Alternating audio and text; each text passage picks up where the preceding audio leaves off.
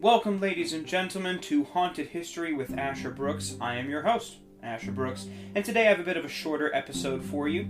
We did a wonderful episode just a week ago. If you haven't checked out our first episode, please do. We're a brand new show. If you have a spooky story or strange tale that you want to tell, please let us know. I love researching and checking these things out, and I want to hear from you to see what I should do next. Every episode usually contains a special guest, but every once in a while I'll do one of these one-offs. Smaller tales, shorter things I like to share that aren't really big enough to be their own main theme, but are of course fantastic and things that I want to share with y'all. Today, we will be focusing on two incredible performers. The first, a strange performer from French vaudeville, a man known as the Human Aquarium.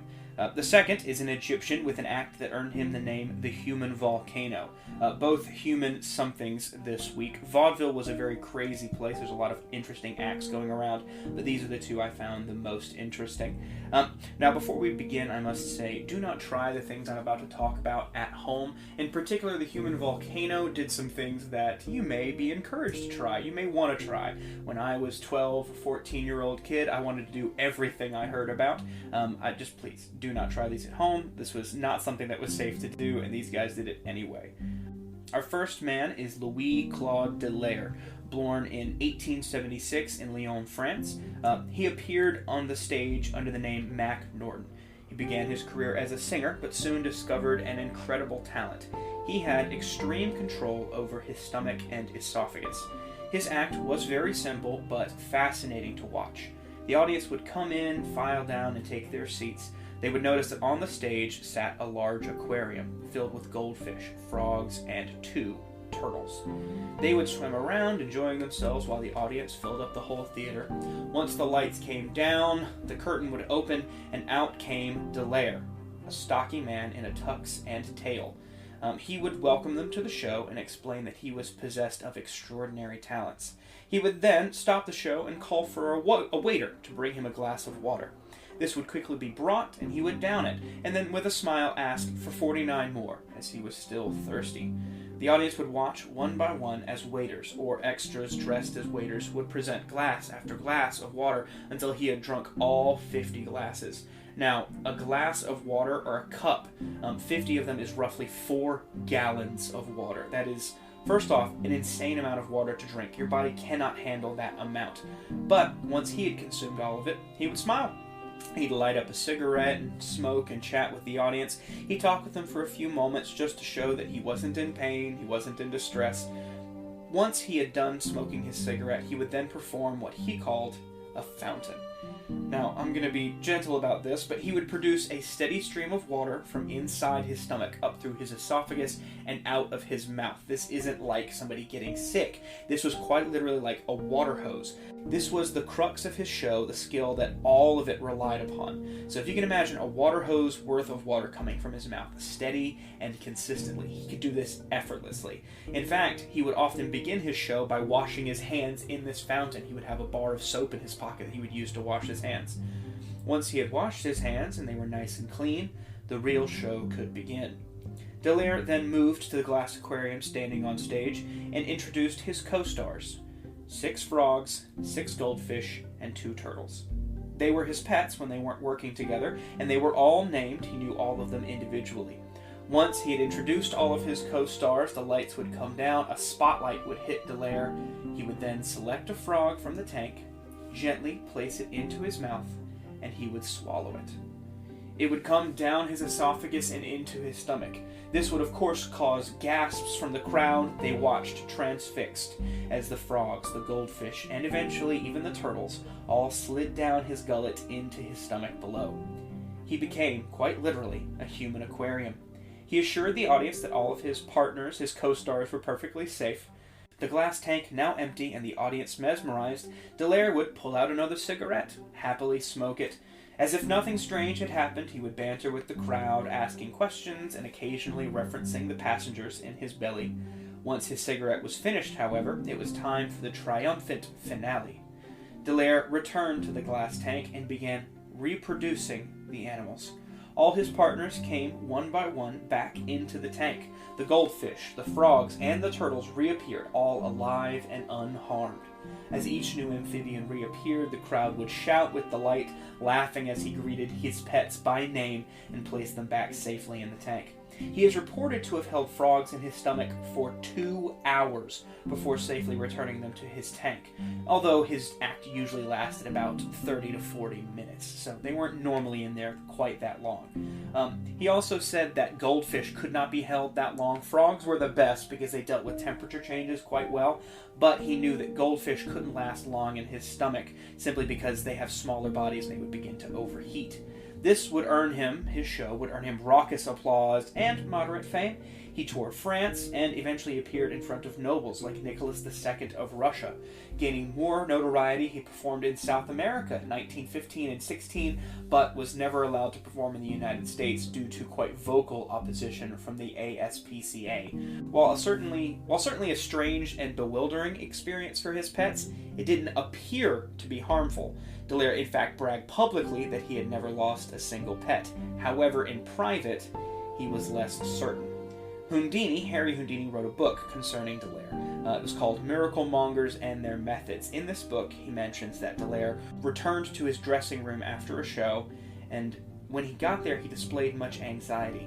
It seems that after counting his frogs backstage, Dallaire realized that one of his pets was missing. Now, perhaps the frog simply escaped, or maybe was scooped up by an interested patron, but Dallaire seemed quite worried that he might have accidentally left it inside of him. Digested frogs or no, many people refused to believe Dallaire. They didn't think that he was actually doing it. They swore that it was an illusion or a magic trick, and who can blame them? I mean, the idea of leaving a turtle or a frog inside your stomach and then bringing it back up at will is insane. But Dallaire was truly performing this feat. In fact, a handful of people have made this trick work with various mediums. See, while Dallaire built a show around his partners, his pets, another performer decided to go a more fiery route. And here we come to the second member of our show today, Haji Ali. He was a similar performer who could also swallow incredible amounts of water and reproduce it. He used this ability and a little bit of science to become a human volcano. This was his grand finale, of course. His opening tricks involved other, more simple things, swallowing colored handkerchiefs, bringing them up in a specific order. He had another act that was quite popular. He would light 8 cigarettes in his mouth, and instead of inhaling, he would swallow the smoke, bringing it down into his stomach. Once the cigarettes were smoked down to the stub, he would move on. He would do a few other tricks. He would often swallow like hazelnuts and almonds, and then he would be able to bring back whichever nut an audience member would describe. So they could call out almond, and he would pull up an almond. Another person would yell out hazelnut. He would bring up a hazelnut.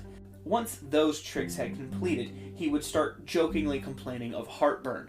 He would burp, on stage a few times, make a few jokes, and then with a huge flourish, he would lean his head back, open his mouth, and just bellow a huge column of smoke up into the air, rising like a volcano itself, like a man-sized Pompeii. But it takes more than smoke to become a human volcano. You see, the trick that earned him his name was his best and his last, his grand finale. This trick, like Dallaire's, required water spouts. It was reliant upon his ability to drink in all that water.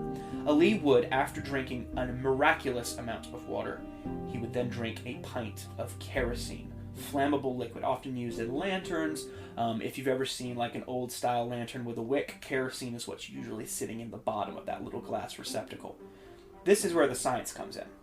See, a normal person would be poisoned swallowing kerosene, and again, dear listeners, please do not do this. It is unsafe. Many people who breathe fire these days will hold kerosene or other dangerous toxins in their mouths, but to be clear, none of the modern performers are actually swallowing it. It stays in their mouth at all times. Kerosene and water don't mix. Now, Ali figured this out. Due to the different densities of the liquids, he could drink all this water, and then he would drink the kerosene, and it would sit on top of it. It would float like oil on top of water. They don't mix. Now, Ali is now full of flammable liquid, toxic liquid. Now that he's ready to go, he would light a torch, he would hold it up to his lips, he would have a drum roll called for, and during the drum roll, a wooden model of a castle, or a large home would be brought out onto the stage in front of him. Finally, the drum roll would cease, fire alarm bells would ring in the audience, and he would spray a continuous stream of fire from his maw. He would bring up that kerosene, it would hit the torch, and explode, bathing this model in flame. He looked just like a dragon, or, quite like his namesake, a volcano. His final bit of performance was, once the entire model was completely alight, he would take the torch, he would lean up, and spew a huge gout of flame up into the sky, and then dramatically take a large bow. Of course, as the fire crackles up, the audience would erupt in cheers and laughter and whooping. Ali would then douse the burning model with the water he had stored up, acting as both flamethrower and extinguisher. Once the fire was out, Ali would turn and bow to the amazed audience. This trick, again, caused many to doubt him, but a panel of doctors attended one of his shows and did a full examination afterwards. Once they officially declared that he was truly doing the feat. There were no tricks or illusions involved. Now, this was not enough for some physicians who simply didn't believe it. While doing a show in Canada, he reportedly, according to the Naugatuck Daily News, had more physicians come and examine him. This is a quote from that publication. Physicians of 3 continents have puzzled over the gastronomical mechanism of this human ostrich without success. X-ray experiments have been made during his exhibition without a plausible explanation for its coming, at least one that doesn't satisfy the critical. In fact, the profession of surgery has thrown up its hands in amazement over this human ostrich. Now, both of these men are incredible performers, and both were doubted, but it was truly this incredible feat of gastronomic control that allowed them to do their work. In fact, very few people have been able to copy this act because it's not something that you can learn. It's not like the cup and ball trick of magic. They're not illusionists. One man who has been able to copy them, one man in particular, is David Blaine.